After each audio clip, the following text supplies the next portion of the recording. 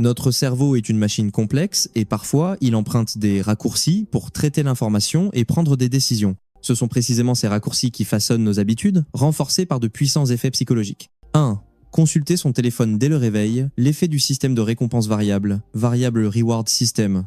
En effet, notre smartphone fonctionne un peu comme une machine à sous sophistiquée. Chaque fois que vous déverrouillez l'écran, vous ne savez jamais ce que vous allez y trouver. Un message important, un email professionnel, un like encourageant, ou simplement des notifications publicitaires. C'est cette incertitude et le caractère aléatoire de la récompense, la nouvelle notification, qui crée une forte impulsion, poussant notre cerveau à vérifier constamment dans l'espoir fragile de découvrir quelque chose d'intéressant. 2. Acheter des articles en promotion même si on n'en a pas besoin, l'effet de rareté, scarcity effect, plus que 2 articles disponibles, ou moins 50% seulement aujourd'hui. Ces messages ciblent directement notre peur de manquer quelque chose, la fameuse FOMO, Fear of Missing Out.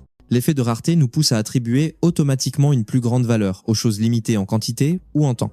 La crainte de laisser passer une bonne affaire peut submerger notre raison, nous incitant à prendre des décisions d'achat hâtives, même si l'article n'est pas réellement nécessaire. 3. Naviguer sur les réseaux sociaux pendant des heures sans s'ennuyer, l'effet Zeigarnik. Cet effet indique que nous avons tendance à nous souvenir et à être attirés, voire obsédés, par les tâches inachevées.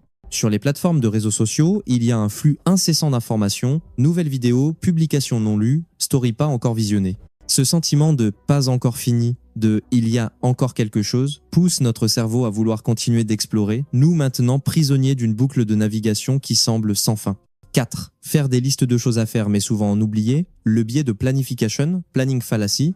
Nous sommes souvent très optimistes lorsque nous planifions. Le biais de planification décrit notre tendance à sous-estimer le temps, les ressources et les obstacles potentiels nécessaires pour accomplir une tâche, même si nous avons déjà connu des échecs similaires par le passé. Cela conduit à créer des listes de tâches surchargées, irréalistes, et finalement un sentiment de frustration lorsque nous ne parvenons pas à tout faire. 5. Penser constamment « je ne suis pas assez bien » en voyant les autres réussir. La théorie de la comparaison sociale, Social Comparison Theory. L'être humain est un être social et s'auto-évaluer en se comparant aux autres est un besoin inné. Cependant, à l'ère des réseaux sociaux, où les gens ne montrent souvent que leurs meilleurs aspects, leurs réussites les plus éclatantes, la comparaison ascendante, se comparer à ceux qui sont perçus comme meilleurs, est constante. Cela mène facilement à des sentiments d'infériorité, de jalousie et à la pensée négative que nous ne sommes pas à la hauteur. 6. Toujours choisir des produits familiers plutôt que d'essayer de nouvelles choses, l'effet de simple exposition, mere exposure effect. Plus nous sommes exposés à quelque chose, plus nous avons tendance à l'apprécier. C'est l'essence même de l'effet de simple exposition. La familiarité procure un sentiment de sécurité et de prévisibilité. C'est pourquoi nous commandons souvent le même plat dans notre restaurant habituel, achetons des produits de marque que nous connaissons, ou hésitons même à tenter de nouvelles expériences, même si elles pourraient être meilleures. 7. Mettre plusieurs alarmes mais finir par les éteindre pour se rendormir, l'épuisement de l'ego ou de la volonté, égo-déplétion. La volonté ou la capacité d'autocontrôle est comme une ressource limitée. Après une longue nuit, surtout si le sommeil a manqué, votre volonté est souvent au plus bas.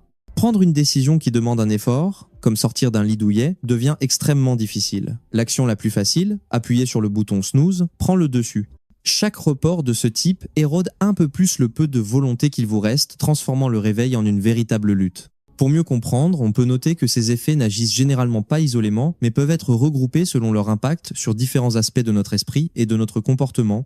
Groupe dominant la motivation et l'attention, comprend le système de récompense variable, l'effet Zeigarnik et l'épuisement de la volonté. Ce groupe affecte directement notre impulsion à agir, notre capacité à maintenir notre concentration et notre énergie mentale. Par exemple, l'attrait des récompenses aléatoires téléphone et le sentiment d'inachevé réseaux sociaux nous retiennent, tandis que l'épuisement de la volonté explique pourquoi nous avons du mal à nous détacher ou à entreprendre des tâches exigeant un effort personnel. Groupe façonnant la prise de décision et la perception inclut l'effet de rareté, le biais de planification, l'effet de simple exposition et la théorie de la comparaison sociale. Ce groupe influence la manière dont nous faisons des choix et formons notre perception de nous-mêmes et du monde qui nous entoure. Qu'il s'agisse d'achats impulsifs par peur de manquer quelque chose, de planification irréaliste, de fidélité à ce qui est familier ou d'auto, évaluation basée sur les autres, tout est régi par ces raccourcis cognitifs. Une chose extrêmement importante à retenir est que nous ne sommes pas les seuls à connaître ces effets psychologiques. Les géants de la tech, les stratèges marketing, les concepteurs de produits et d'expériences utilisateurs comprennent très bien comment fonctionne l'esprit humain. Ils intègrent souvent activement et habilement ces principes psychologiques dans leurs produits et services pour attirer, fidéliser et même stimuler les comportements de consommation. Si vous trouvez ces informations utiles, n'hésitez pas à partager cet article avec vos amis et votre famille. Discutons ensemble de vos habitudes et de la manière dont nous pouvons devenir plus conscients dans la section des commentaires ci-dessous